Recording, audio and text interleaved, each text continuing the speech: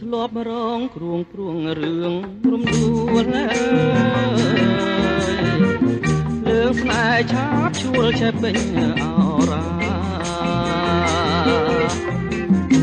ថ្ងៃនេះបានយល់ស្គាល់ក្លិនបុប្ផាដែលមាននាមថា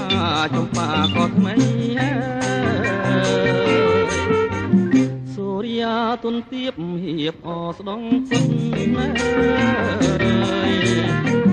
សូសាញរលត់សសំលេងរេប្រឹងជួយដងហើយស្រែកហៅឈ្មោះស្រីសូមអូនប្រណីមកចំឡងបងស្កាត់រកស្រីដោយក្តីរលឹក